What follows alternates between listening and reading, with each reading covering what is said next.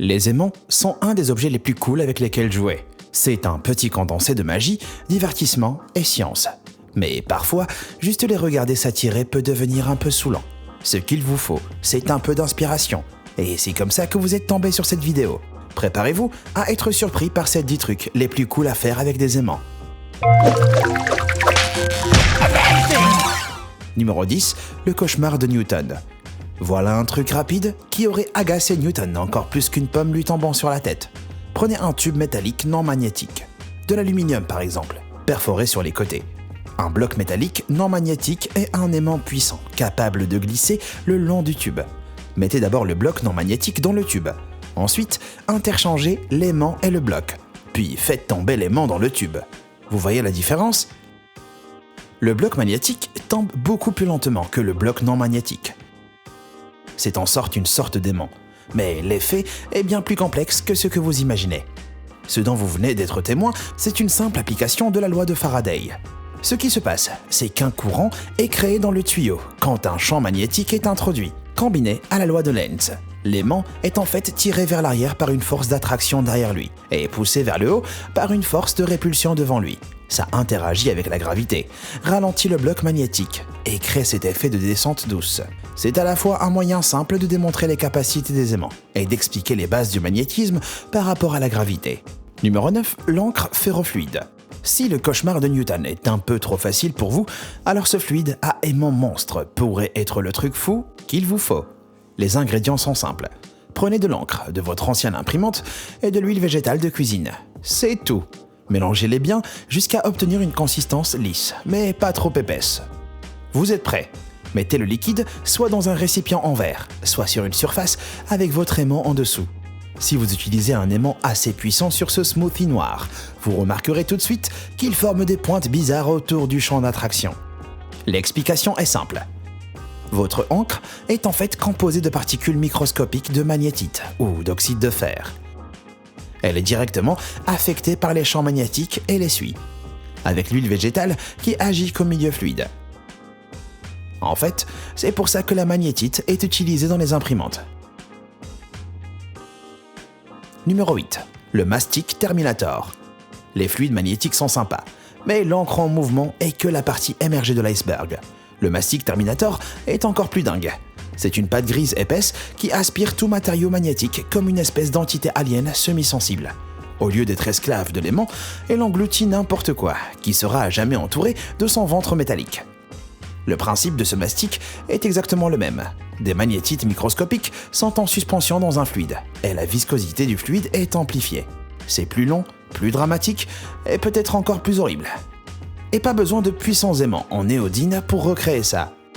Tout ce dont vous avez besoin, c'est un aimant assez bon et un niveau de patience inversement proportionnel à la force de son champ magnétique. Numéro 7, le TGV fait maison. Maintenant, on va démontrer les pouvoirs magnifiques du TGV.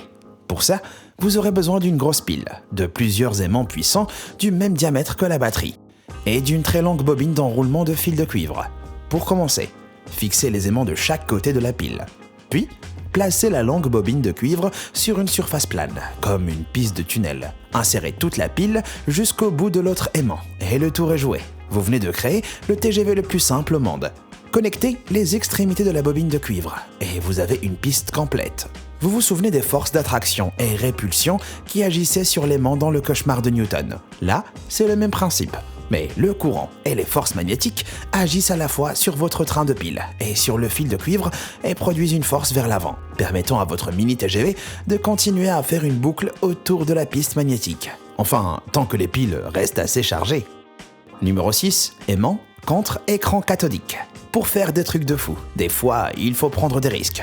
Si les mini-TGV sont des merveilles techniques à reproduire à la maison, rien ne peut battre l'intensité ressentie en manipulant des champs magnétiques monstrueux. Plus précisément, des aimants capables de casser les écrans. Pour faire ça, on aura besoin d'un grand aimant en néodyme et de n'importe quel ancien écran CRT. L'astuce, c'est de tenir l'aimant lourd et de le déplacer vers l'écran. Admirez les arcs-en-ciel tourbillonnants partout sur l'écran. Les CRT utilisent souvent un canon à électrons pour tirer les bits ou les pixels de l'image qui s'affiche à l'écran. C'est pour ça que l'écran est très sensible aux perturbations causées par un champ magnétique.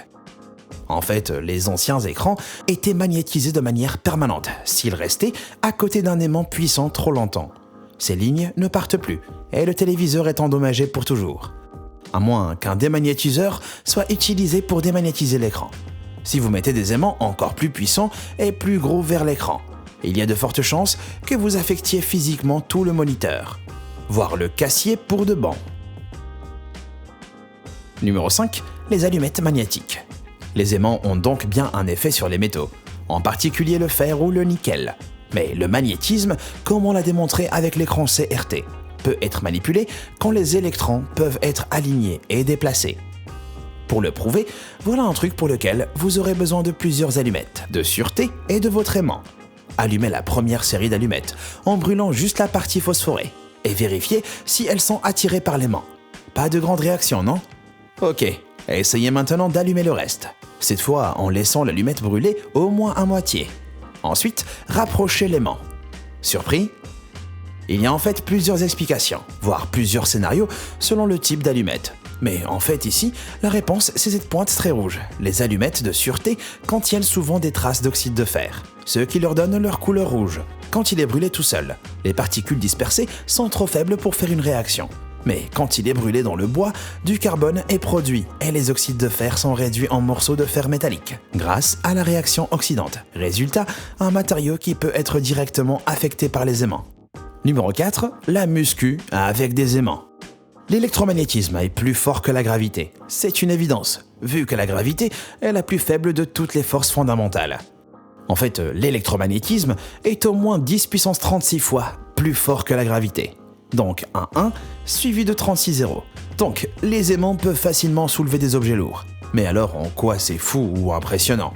En fait, les aimants en néodyme sont extrêmement puissants. Pour mettre les choses en perspective, un aimant en néodyme typique de 8 mm sur 1 mm peut soulever presque un demi-kilo de matériau qu'il attire magnétiquement. Donc, un bloc de néodyme assez grand peut probablement transporter tout votre appareil de musculation, et sûrement même la banquette.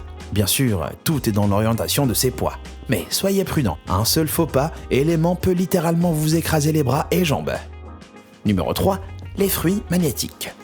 Les aimants sont souvent associés à des métaux, objets métalliques ou objets qui agissent au moins comme des métaux en termes de conductivité. Mais pourquoi pas des fruits ? En voilà un de défi. En vrai, vous pouvez contrôler certains fruits à l'aide d'aimants. Pour démontrer ça, vous avez juste besoin de 2 morceaux du même fruit attachés sur un morceau de ficelle et suspendus au bout d'un battant. Ajustez le tout jusqu'à ce que ça soit presque immobile. Ensuite, déplacez votre aimant vers un des fruits. S'il peut être affecté par des aimants, vous remarquerez qu'il s'éloigne très légèrement. Cet effet s'appelle le diamagnétisme. C'est comme le magnétisme classique du fer et nickel, mais beaucoup plus faible, et toujours avec une force répulsive. Au lieu de parois métalliques propulsant les aimants vers l'avant ou ralentissant son mouvement, on fait bouger le matériau lui-même. Les fruits les plus faciles à utiliser sont les pommes et les raisins. C'est la même procédure. Mais peut-être que cette fois, vous voudrez peut-être être un peu plus créatif et cacher l'aimant de votre public. Numéro 2. La fusion du métal avec des aimants. Les aimants, c'est pas que de la magnétite. Et on peut aussi utiliser des électro-aimants. Si vous voulez un truc plus hardcore, mais toujours assez simple. Alors peut-être que faire fondre des métaux avec des aimants, ça vous bottera. Cette astuce plutôt dangereuse nécessite 2 choses. Une bobine métallique robuste et un courant électrique puissant. Choisissez un métal ferromagnétique assez facile à fondre, mais qui nécessite toujours une bonne température. Placez-le sur l'électro-aimant et regardez-le flotter. Le métal va finir par accumuler de la chaleur. Il va prendre une lueur dangereuse et va se liquéfier.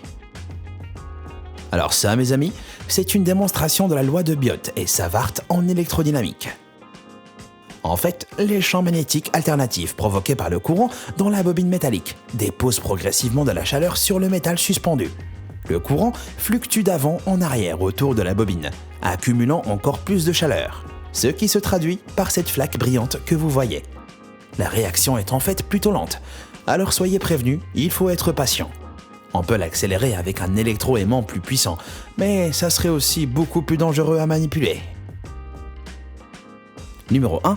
Le sang magnétique. Si on y pense, et au moins d'un point de vue de principe, le sang et les aimants vont bien ensemble. Le sang contient du fer dans l'hémoglobine. Et d'après ce qu'on a vu dans le ferrofluide, les liquides magnétisés peuvent faire des trucs assez étranges. Mais est-ce que ça suffit pour manipuler du sang avec des aimants? Le truc le plus fou qu'on pourrait faire, c'est bien sûr de préparer ces gigantesques aimants en néodyme et d'y soumettre un échantillon de sang de porc. Vous pouvez le placer au-dessus de l'eau à l'aide d'une plateforme, ou le laisser pendre dans les airs avec des cordes et des battants comme avec les fruits magnétiques.